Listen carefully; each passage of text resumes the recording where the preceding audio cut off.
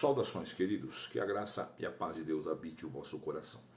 Bom, esse vídeo tem o intuito de despertar, igual a capa está aí, qual o ponto que invalida toda uma conduta cristã, religiosa, carregada de conceitos, ideias e afirmações feitas por aqueles que não têm apreço pelas Escrituras e vivem uma ideia de religiosismo e não de cristianismo.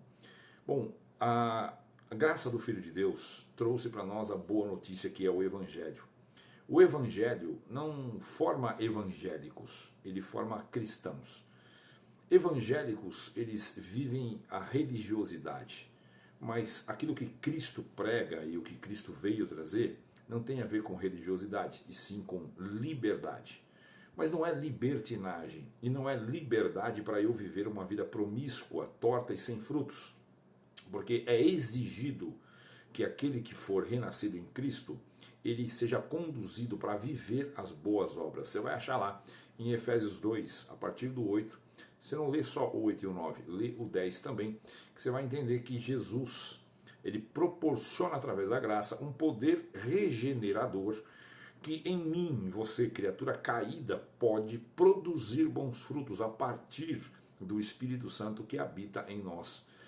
Assim que cremos e nos rendemos, porque o Evangelho ele é rendição total e absoluta. Veja o que Jesus diz: quer vir após mim, negue-se a si mesmo. Então não há como eu ir após Jesus, andar nos caminhos dele, ok? Se eu ainda não neguei a mim mesmo. Então preciso de uma rendição total. Mas a Bíblia carrega vários pontos que eles não são tratados de forma clara e absoluta, ou pelo menos direta, para que a igreja entenda o que de fato é princípio e que princípios não podem ser quebrados.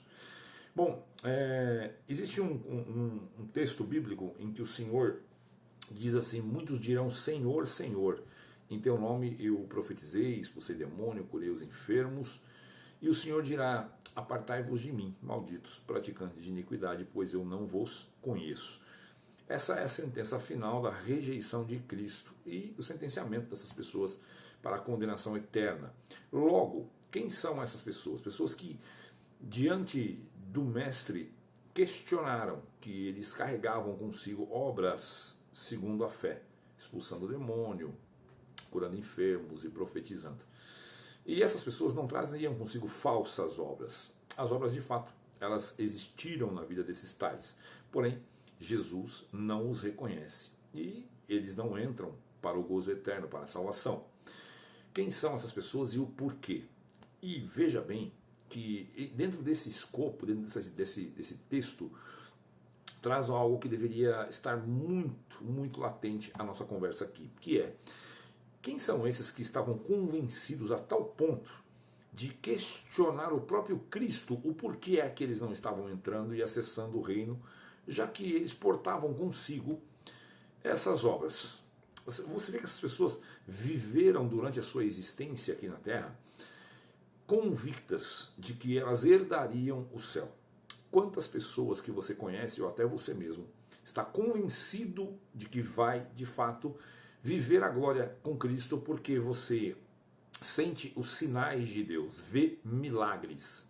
Eu vejo direto conversas de irmãos em grupos, ou até em particular, mas o Senhor tem operado muitas maravilhas na minha vida, ou na onde Deus tem preparado de passar, muitos sinais e maravilhas, muitos milagres, e isso convence a pessoa se autoconvence de que isso vai garantir a ela a eternidade com Deus, porque esses milagres, segundo a ótica dessas pessoas, por não ser uma ótica bíblica, correspondem com uma intimidade. Olha, eu tenho intimidade com Deus porque eu vejo esses sinais. E Jesus deixou muito claro nesse texto, dizendo que ele não reconhecia essas pessoas e as pessoas viviam essas experiências. Bom, primeiro, esse é o ponto.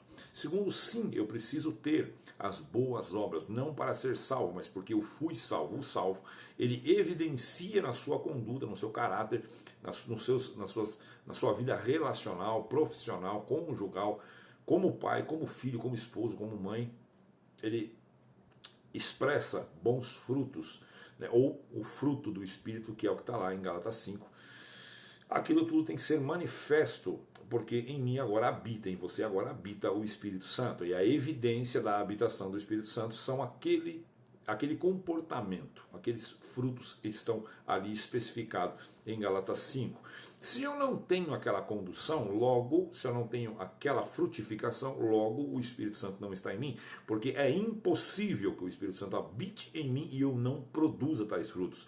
Ele não é ineficaz, ele é eficaz. Então, se o Espírito Santo está em mim, ele produz esses frutos. Agora, o que de fato colocaria eu para fora também? E é esse o ponto que eu gostaria de trazer aqui para vocês. Está em 1 Timóteo 5, versículo 8, eu vou ler junto. Tá? Se alguém não cuida dos seus parentes, especialmente dos da própria família, negou a fé e é pior do que um infiel. É pior do que um descrente. Ou seja, você veja bem que dentro desse contexto, o que Timóteo está falando aqui é o seguinte: se você se diz cristã, mas prioritariamente você não cuida da tua família, e isso estou falando para os casados, ok? Para os casados, porque Paulo vai dizer lá aos Coríntios que o solteiro ele tem que ter a sua vida voltada para agradar e servir a Deus. O casado ele tem que ter a sua vida voltada para as coisas desta vida, em como agradar a esposa. E a mulher, a mesma coisa. A mulher solteira cuida das coisas de Deus, se santifique, se consagre. Mas a casada, ela tem que se ater às coisas desta vida, em como agradar o seu esposo. Isso é bíblico, não é eu que estou dizendo, é a Bíblia dizendo, e só assim é que funciona. Se não for dessa forma, não funciona. E não adianta você remediar e contar qualquer outro tipo de coisa e justificativa. Irmão, para o irmão pode ser assim, mas para mim é diferente. Não, é para a Bíblia. A Bíblia é para todos, é para mim e é para você. O que pode fazer você não concordar comigo é o teu orgulho porque você vive essa vida. Certo? Ah, minha esposa é travada, não tem prazer, eu viajo mesmo porque Deus me manda e eu não vou ficar aqui impedido de servir a Deus porque ela não tem prazer. Acontece que Deus não te pediu nada. Ah, Deus revelou sim, irmão, tenho certeza que Deus revelou. Revelou, se a esposa não vai junto, é porque você não estabeleceu comunhão com ela, não vive uma vida amorosa, afetiva e com união emocional e conjugal, mas é emocional, não há conexão. Então você não consegue fazer ela viver os teus sonhos e participar da mesa espiritual que você se assenta. Certo? Só que a tua primeira missão, segundo as escrituras, é cuidar da tua casa. Então não adianta você ser ministro de uma igreja ou ministro de muitas almas, pai no evangelho, de muitas pessoas, cuidar da casa alheia, profecias, orações, conselhos, frutos, ou internar pessoas em clínica, cesta básica, evangelho, atendimento, oração, unção, não importa. Tudo que você fizer precisa, nesse estágio do casado, ser secundário. Prioritariamente precisa estar a esposa, prioritariamente precisa estar o esposo. Se você não vive isso na prática, a Bíblia diz que você negou a fé. Olha, mas caramba, poxa, mas eu vejo obras, eu vejo sinais. Sim, já trouxe para você no comecinho desse vídeo a resolução dessa tua indagação. Expulsa, cura e profetiza? Eu não te conheço. Está aqui em 1 Timóteo 5, versículo 8, pode ler aí. Você negou a fé e é pior do que um descrente.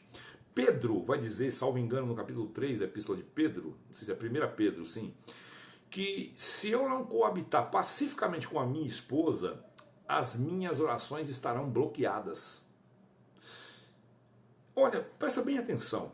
Você vive uma vida de crente, mas não consegue estabelecer uma aliança com uma única pessoa que Deus confiou a você para você amar. Mas ele é insuportável, ela é insuportável, ele é narcisista, e ela é narcisista.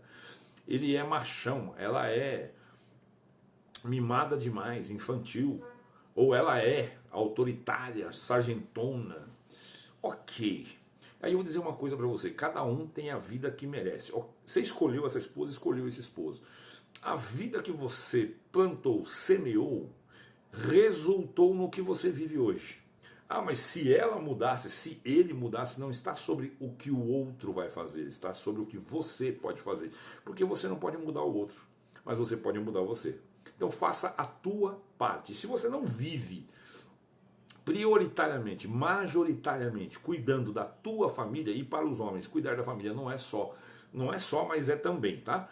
Pão na mesa e pagar as contas, e dar uma de machão, falar grosso, dar um tapa na mesa, isso não é cuidar da sua família, tá? Isso aí até o governo em algumas situações faz, ou até a obra da piedade faz. Colocar comida na mesa é o menor dos problemas, ainda que para algumas famílias isso seja um problema muito grande devido às condições financeiras. Ok, mas isso não é o resumo, ou não é tudo o que um homem do lar tem que fazer, um homem cristão. Ele tem que carregar 4 princípios. Tem que ser profeta, presbítero, protetor e provedor do lar. Se você não é profeta, não é presbítero, não é protetor e provedor do lar, então não dá nem para você exigir uma esposa bíblica. Primeiro, corrija você, mulher. Se você não é a mulher bíblica sábia de Provérbios, que de fato ela vai linkar Provérbios lá com Pedro, que é aquelas que querem converter os seus maridos sem palavra, né? Não concentrem então as suas forças no enfeite do cabelo, nos frisados, nos pingentes de ouro, nos vestidos, e sim no caráter transformado em Cristo, né? Na criatura renascida, na conduta amorosa e afetiva, tênue, branda e alegre, e vão converter os teus maridos a obedecerem à palavra sem que você fale alguma coisa. Não é para a mulher reclamona, resmungona, falona, que critica, que nada tá bom, que tudo gera insatisfação, que o melhor que teu marido oferece para você não serve. Então você não está cuidando da tua família. Os seus filhos, eles são mimados, protegidos, super protegidos, muito simples. Você deixa ele ter experiências, você deixa ele tirar a própria comida, ele vai lá e escova o próprio dente, você deixa os seus filhos pequenos a terem dificuldade na escola e aprender a enfrentar. Você consegue dizer um não e manter esse não até o final para que teu filho respeite a hierarquia familiar, e quando ele tiver a família dele, ele coloque também esses valores e esses princípios. O teu filho, quando crescer, vai ser um filho que vai destruir outra família porque viu você servir a mesa primeiro para os filhos, depois para o marido. Viu você dizendo amor de verdade é amor dos filhos. Homem, pode ir embora. Ou o próprio pai dizer isso para a esposa, que amor de verdade eu tenho dos meus filhos, de você não. Se é isso que teus filhos estão vivendo nesse ambiente, você não é, nenhum momento você foi ou é alguém que cuida da família. Então, se você não está se instruindo, buscando, aprendendo, se fortalecendo para aplicar dentro da tua casa o melhor de você, e sobre isso tem um conceito aqui, tem mais uma cutucadinha para te dizer, as pessoas convivem com o teu melhor lá fora. Todo mundo que te encontra fora de casa, você é sorridente, amoroso, amorosa, paciente, conselheiro, amigo, amiga, mas dentro de casa, teu esposo e tua esposa convivem com a pior versão tua. A versão chata, rancorosa, sisuda, carrancuda, amargurada. A Bíblia vai dizer sobre a mulher lá em Provérbios que é melhor morar no deserto, fugir para o deserto, do que viver com a mulher amargurada e rixosa, encrenqueira, resmungona. Viver no deserto. E como é que você vive no deserto? Não tem vida no deserto, você morre no deserto. Então é melhor morrer no deserto que viver com uma pessoa dessa daí, tá lá em Provérbios. Certo? E o homem que não é esse protetor, provedor, presbítero e sacerdote da sua casa, ele de fato também não pode exigir a mulher bíblica. Então, tanto para homem quanto para mulher que assistir esse vídeo, teu casamento está ruim, você é responsável para chamar o teu companheiro, a tua companheira, para ler esse versículo em 1 Timóteo 5,8 e falar: se nós não nos acertarmos, toda a nossa vida cristã não vai fazer nenhum sentido. E está lá em 1 Pedro 3, dá uma lidinha lá, não sei qual versículo, tá? Se é o 3 ou 4, vai dizer que se você não coabitar pacificamente, com honra, ao vaso mais fraco que a esposa e vice-versa, começa falando da mulher submissa e o homem honrando a mulher, então é uma troca, uma via de mão dupla, as suas orações serão bloqueadas. Pega essa visão, oração bloqueada, negar a fé e ser pior do que o infiel. Então aqui esse versículo ele não está chamando você para dizer assim: olha, você está ruim das pernas, está dizendo não, aquele que está no mundo sem ter fé em Cristo é melhor do que você, que é batizado, fala a língua, profetiza, viaja, ora, mas não cuida prioritariamente da tua casa, da tua família, do teu lar.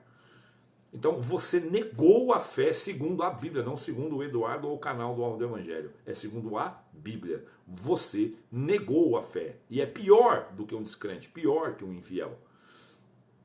Será que isso serve para você entender o quanto é importante rever as coisas? A religiosidade, ela imprime em você a ideia de que se você congrega, viaja, visita, presta serviços na igreja, tem algum ministério, executa algumas coisas, você está cumprindo ou está servindo a Deus, servindo a obra de Deus, trabalhando na obra de Deus.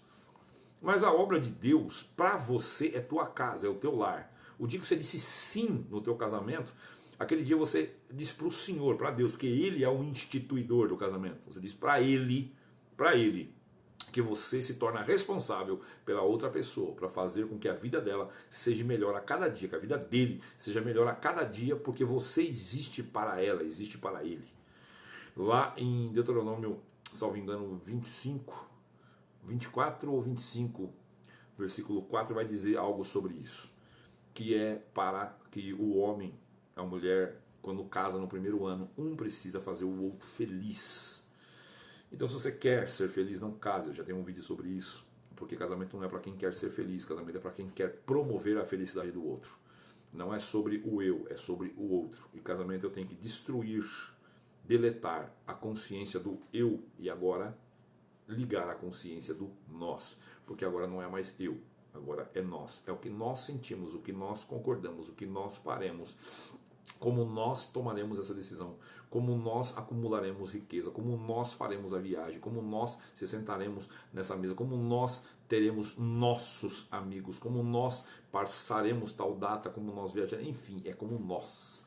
Não é mais sobre como eu quero, nem como ela quer, é como nós queremos, ou seja, um consenso. Né? Recua-se 50-50 e formamos um casal 100%. Se você não vive prioritariamente, e aí um monte de gente vai comentar aqui, irmão, mas eu não tenho o que fazer, porque meu marido é isso, isso. Irmão, eu não tenho o que fazer porque minha esposa é isso, isso.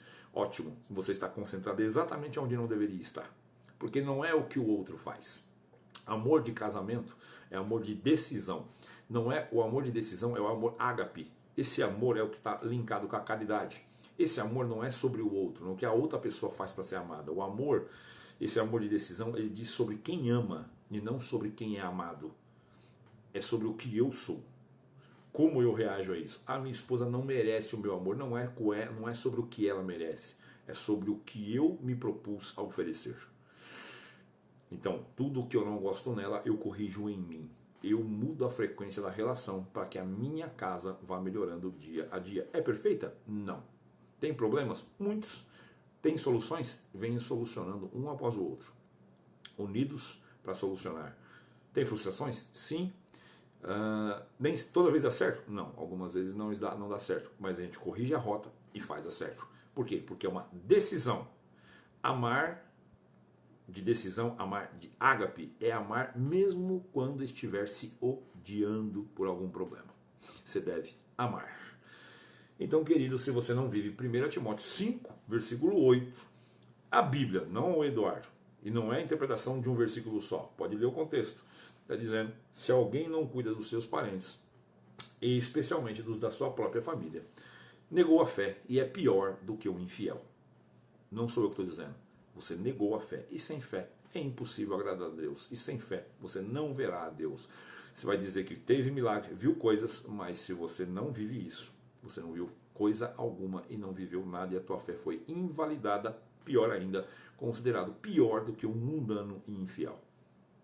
Despertai, fiquem com Deus.